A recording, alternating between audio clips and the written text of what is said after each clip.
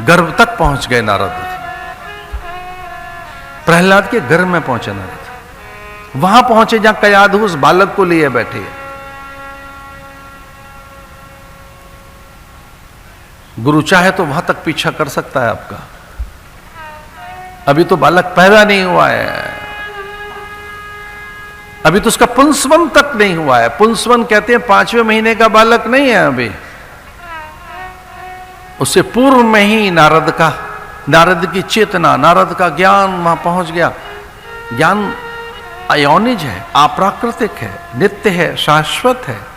ज्ञान जैसे कपास प्रकट हो रही है, उसमें वो जो कॉन्शियसनेस है, जौ, मटर, चना, गन्ना, करेला, साग भाजी में एक उनकी अपनी एक मूल चेतना है, वो ऐसे ही प्रकट हो जाती है। उसको ज्ञान है कि मुझे करेला बनना है, कड़वा होना है, मुझे गन्ना बनना है, मीठा बनना है, मुझे बेर रहना है, तरबूज नहीं होना है, बस यहीं तक रहना है। बेर माने छोटा ही रहना है मुझे, लो मुझे तरबूज होना है, थोड़ा और बड़ा हो गया। हर चीज में एक ज्ञान है, उसका स्वतः ज्ञान है, उस पदार्थ में उसका ज्ञान है। कोरोना में हमने अपने यहां बंदरों को देखा, यद्यपि हमारे यहां तो बंदर ही शासन करते हैं। हरिहर आश्रम का राजा ही मृत्युंजय के बाद बंदर हैं, वो निरंतर वहां रहते हैं। कोरोना में वो हमारे साथ ही थे, हमने देखा वो पैदा हो रहे थे और जस्ट न्यू नेटल अभी बच्चा पैदा हो रहा है, मैंने बंदर को पैदा होते हुए देखा, अंतड़ियों में लिपटा हुआ, मां उसे जन्म दे रही है और हमने देखा उसको। 1-2 घंटे के बाद बंदर छलांग लगा रहा है, वो चढ़ने का प्रयास कर रहा है। 1-2 दिन के बाद देखा था छलांग लगाकर चढ़ गया वो पेड़ पर। उसकी प्रवृत्तियां ऐसी हैं बंदरों की, छलांग लगाने की, उछल कूद करने की। गाय का बच्चा पैदा होते ही मां कहता है, घोड़ा हिनहिनाता है, हाथी चिंघाड़ता है, शेर दहाड़ता है। पता नहीं ये आदमी के बच्चों को किसने कह दिया कि तुझे रोना है।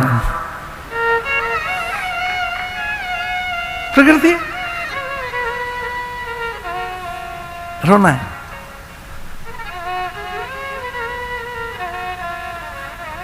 क्योंकि आया था सुख के लिए, आनंद के लिए, उसने यहां काल ने स्पर्श किया, यहां ये मिथ्या ने, माया ने, तो रो पड़ा कि ये क्या हुआ। मैं जिस प्रकाश को देख रहा था वो कहां गया। तो जिस प्रकाश के आश्रय में था, अंगुष्ठ प्रमाण प्रकाश के आश्रय में बालक, जब प्रकाश नहीं दिख रहा है और अपने से सांस ले रहा है, पहले तो मां सांस ले रही थी तो सांस उसमें चल रही थी, हार्ट बीट उसकी चल रही थी, अब अपने से सांस लेनी पड़ी तो रोने लगा कि ये क्या हुआ, मुझे इतना श्रम करना पड़ेगा, इतना संघर्ष, अपने से सांस लेनी होगी। तो जब पहली बार सांस रुकती है और सांस लेने का वो प्रयास करता है गर्भ से निकलने के बाद, तो रो पड़ता है कि मुझे सांस लेनी होगी, अब मुझे देखना होगा, मुझे चलना होगा, संघर्ष करना होगा, युद्ध करना होगा, जयी बनना होगा, अपने से ही सब करना होगा। रो पड़ता है। वो प्रकाश कहां गया। कॉन्शियसनेस में वो ज्ञान है तो वो प्रकट हो चिंगारी से। गुरु मंत्र देता है, स्फोट होता है, मंत्र से स्फोट होगा, घर्षण होगा मंत्र से, और जब मंत्र से घर्षण होगा तो आप उस ज्ञान को वो ज्ञान उज्जीवित होगा और आपको समझ आ जाएगी, अपने स्वरूप का बोध हो जाएगा कि मैं देह नहीं, मन नहीं, प्राण नहीं। बार बार का घर्षण, ये जो गुरु मंत्र देते हैं उसके साथ एक और बात कह देते हैं, करते रहना।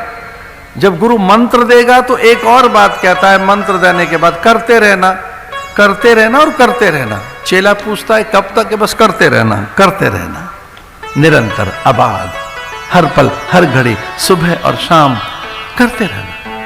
इस मंत्र के प्रकाश से, स्फोट से, इस मंत्र के आघात संघात से, इस मंत्र की जो ध्वनि तरंग हैं, स्वर लहरियां हैं, इस मंत्र में जो ध्वनि स्पंदन है, जो वाइब्रेशंस हैं, जब मंत्र वाइब्रेट होगा, तरंग पैदा होगी, तब वो उस प्रकाश से तू अपने को जान जाएगा, उस सत्य से तू परिचित हो जाएगा।